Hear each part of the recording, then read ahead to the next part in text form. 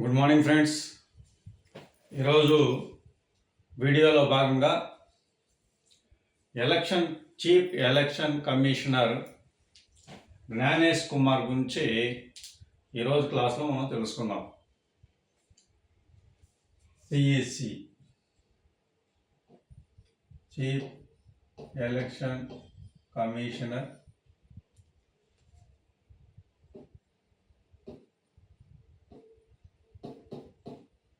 జ్ఞానేష్ కుమార్.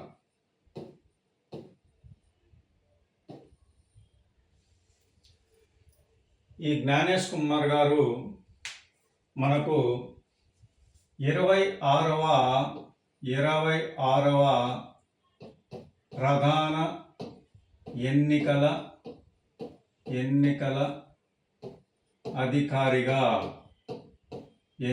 అధికారిగా నియమితులయ్యారు.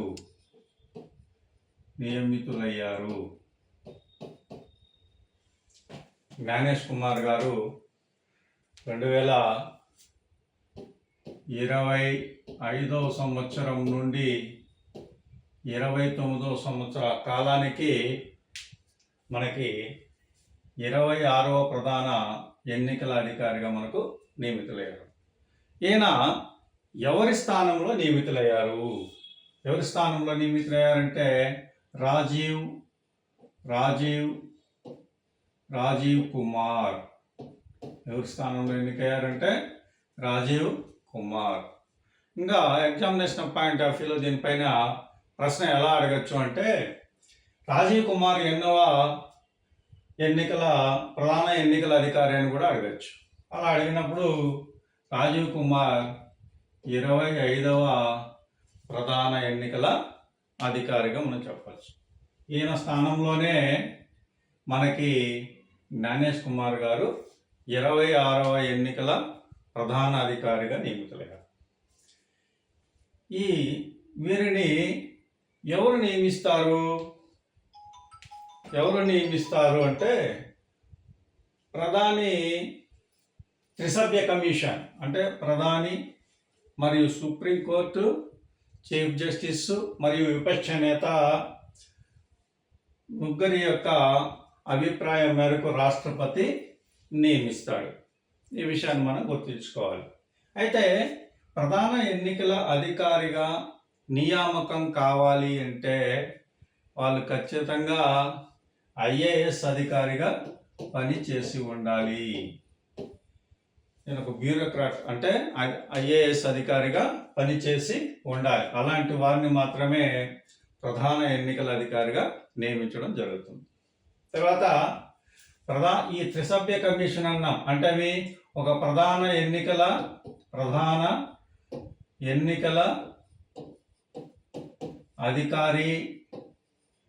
అధికారి ప్లస్ ఇద్దరు కమిషనర్స్ ఉంటారు. ఈ ఇద్దరు కమిషనర్స్ ఎవరు అంటే, ఒకరేమో సుఖ్బీర్ సింగ్, ఒకరేమో సుఖ్బీర్ సింగ్ సంధు, ఇంకొకరేమో వివేక్ జోషి. వీళ్ళిద్దరిని కూడా మనం బాగా గుర్తుంచుకోవాలి. అంటే ఒక ప్రధాన ఎన్నికల అధికారి, ఇద్దరు కమిషనర్లు ఉంటారు. ప్రధాన ఎన్నికల అధికారి ఎవరు అంటే మీరు జ్ఞానేష్ కుమార్ అనేది గుర్తు పెట్టుకోవాలి. అక్కడ ఎలక్షన్ కమిషనర్ అని అడిగారా, ప్రధాన ఎన్నికల అధికారి అని అడిగారా అనే విషయాన్ని మీరు ఎగ్జామినేషన్ పాయింట్లో బాగా గుర్తించాల్సినటువంటి అవసరం ఉంటుంది. ప్రధాన ఎన్నికల అధికారి అంటే జ్ఞానేష్ కుమార్ అని మనం గుర్తించాలి. ఎన్నికల కమిషనర్ అంటే ఇద్దరు ఉంటారు. అందులో ఒకరేమో సుఖ్బీర్ సింగ్ సంధు, ఇంకొకరేమో వివేక్ జోషి అనే విషయాలు మనం ఇక్కడ గుర్తుంచుకోవాలి. తర్వాత ఈ విషయాలన్నీ కూడా మనం తెలుసుకునే ముందు భారత రాజ్యాంగానికి లింక్ చేస్తూ కొంచెం చదువుకోవాల్సినటువంటి అవసరం మనకు చాలా ఉంది ఎలక్షన్ కమిషన్ గురించి. ఎందుకంటే ఈ సందర్భంగా మనకు కొత్త సిఎస్సి నియామకం అయింది కాబట్టి మనకు ఎలక్షన్ కమిషన్ పైన కూడా ప్రశ్నలు అడిగేదానికి అవకాశం ఉంది. ఇవి ఎలాంటి ప్రశ్నలు ఇందులో అడిగేదానికి అవకాశం ఉంది అనే విషయాన్ని కూడా ఇక్కడ మనం గుర్తుంచుకుందాం.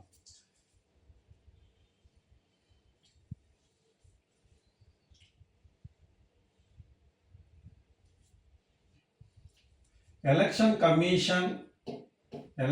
కమిషన్ ఆఫ్ ఇండియాని మనం నిర్వచన సదన్ అని పిలుస్తాం. నిర్వచన సదన్ అని పిలుస్తాం.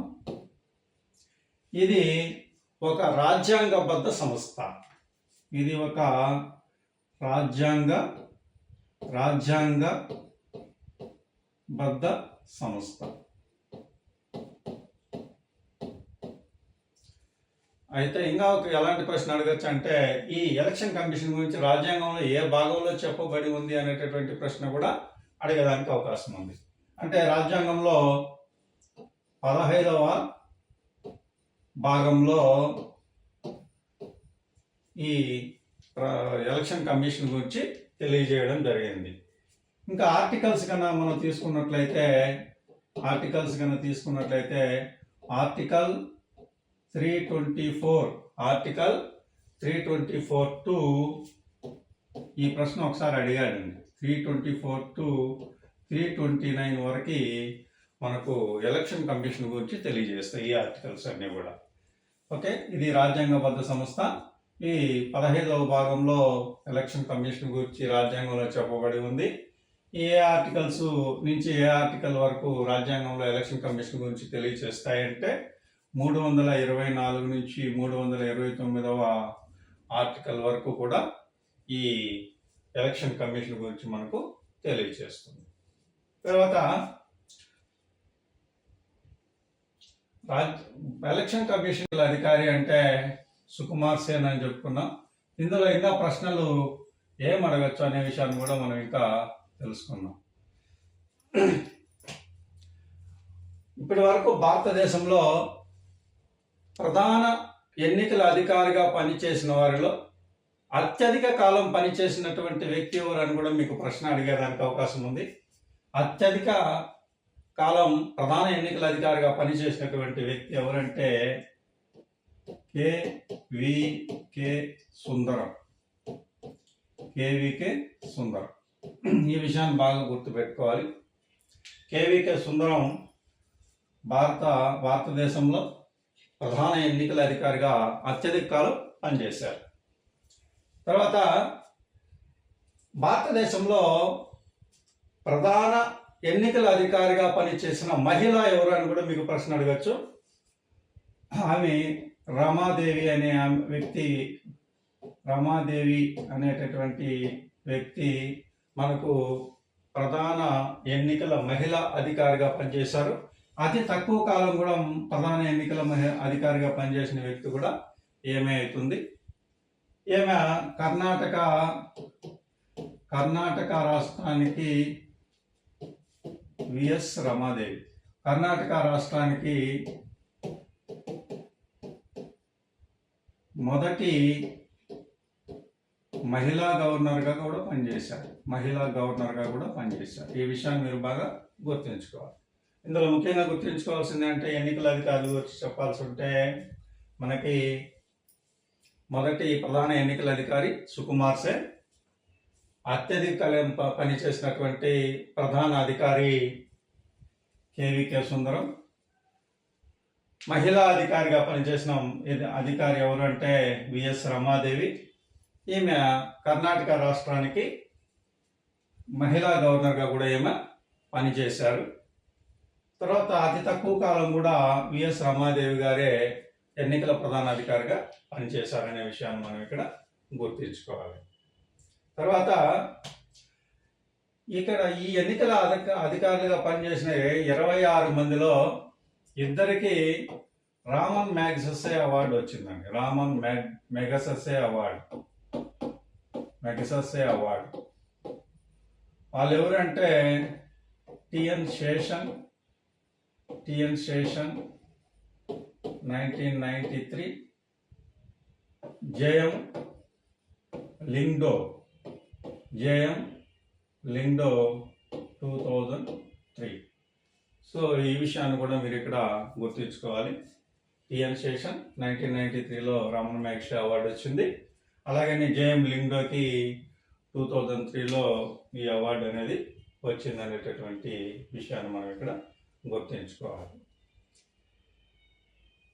నెక్స్ట్, రాజ్యాంగంలో ఏ ఆర్టికల్ నుంచి ఏ ఆర్టికల్ వరకు ప్రధాన ఎన్నికల కమిషన్ గురించి తెలియచేసిందంటే ఆర్టికల్ 324 to 329 అనే విషయాన్ని గుర్తుంచుకోవాలి.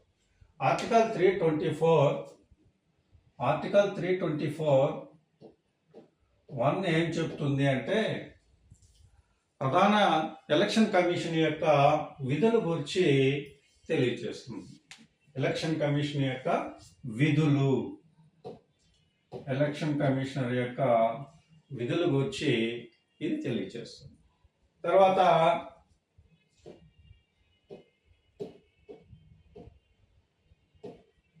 324(2) అనేటటువంటి ఆర్టికల్ మనకి ఏం తెలియజేస్తుందంటే ఇక్కడ కమిషనరు ప్రధాన ఎన్నికల అధికారి ప్లస్ 2 సభ్యులు ఉండాలి అనే విషయాన్ని తెలియజేస్తుంది. సో వారి నియామకం, వాటికి సంబంధించినటువంటి విషయాలు తెలియజేస్తుంది. తర్వాత ఆర్టికల్ 325 ఏం తెలియజేస్తుందంటే ఓటు హక్కు కల్పించడంలో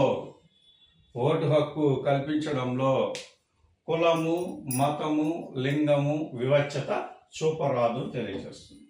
ఓటు హక్కు కల్పించడంలో కులము, మతము, లింగ భేదాలు, వివక్షత చూపరాదు అనేటటువంటి విషయాన్ని తెలియజేస్తుంది. తర్వాత ఆర్టికల్ 326 ఏం తెలియజేస్తుందంటే ఓటు హక్కు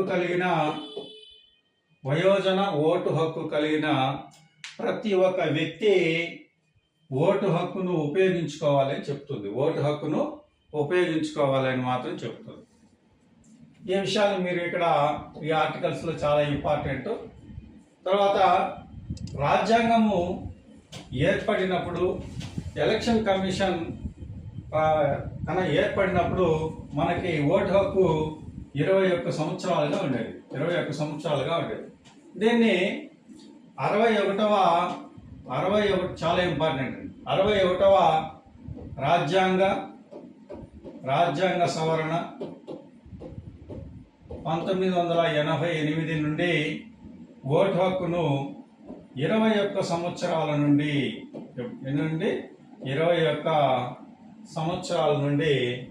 18 సంవత్సరాలకి తగ్గించడం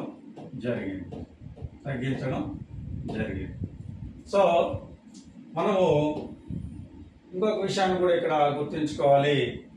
చూడండి, ఈ ఆర్టికల్స్లో విధుల గురించి, ఈ ఎంతమంది సభ్యులు ఉండాలని, ఈ ఓటు హక్కును ఎలా వినియోగించుకోవాలని, అలాగనే ఈ 61వ రాజ్యాంగ సవరణ 1988 నుండి ఓటు హక్కు 21 సంవత్సరాల నుండి 18 సంవత్సరాలకు తగ్గించారు అనేటటువంటి విషయాన్ని కూడా ఇక్కడ మనం గుర్తుంచుకోవాలి. ఇది చాలా ఇంపార్టెంట్ అయినటువంటి అంశం.